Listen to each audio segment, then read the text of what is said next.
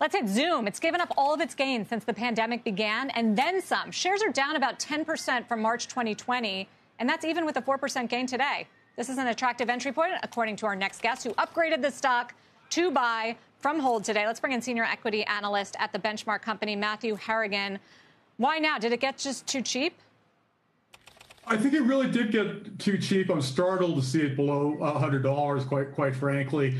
I think it basically just discounts the current meetings business and doesn't give them any street credit at all for really developing more of a platform orientation over a period of time.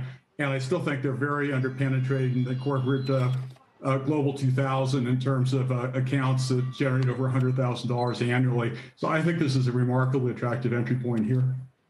Mike Santoli, I feel like people have been trying to bottom pick this stock for a while, arguing that we're going to be in a hybrid work environment. Not everybody's back at the office. We're still going to rely on tools like Zoom. And it's just been one letdown after another when it comes to the earnings. So what's the other side? Well, it has. Look, I think you can actually now take a little bit of comfort in the fact that plenty of people, paid more than the current share price for Zoom in late 2019 before anybody had heard of coronavirus. So you're no longer paying up for some kind of, the world is changing type of story where we're all going to be working from home. It's much more about there's been a lot of adoption over the last couple of years, and it now has an earnings base. Yes, it's not really growing. Yes, maybe it's going to be a smaller or slower growing total market than we thought, 6 months ago. But at least now you can value it based on some of the results, even though, that stock looks ugly. And I still think a lot of people have been burned in it. So maybe people are going to be wary for a while. Matt, you have a $124 target on this stock. Talk us through the valuation.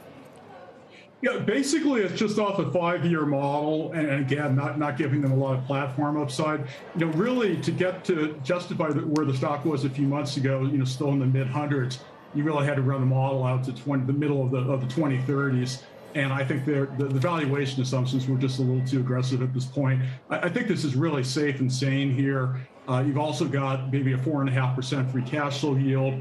So to have that and have the growth upside here, which I still think is there off a great CEO and a great brand, and then just double-digit growth in unified communications over a period of time, hybrid work, workflows. I think this just has a really attractive risk-reward here. So we had to discipline ourselves not to upgrade it a number of times when it imploded, including after earnings, Q4 earnings. But I think this is a great entry point. This may not get below. Hopefully this won't be. No more disciplining. Yeah, you're out with the upgrade today. So, Matt, the other bear case that we hear on Zoom often is competition and bigger, stronger competition like a Microsoft with Teams, and whether that's made an impact on its business. Well, Microsoft is certainly a frenemy overall, but Teams integrates, pretty well with a lot of Microsoft applications. And really, when you look at the meetings market, it's kind of one third with WebEx and meetings. And I think that Zoom continues to have a lot of traction, there for evident reasons as a global brand name and a great experience.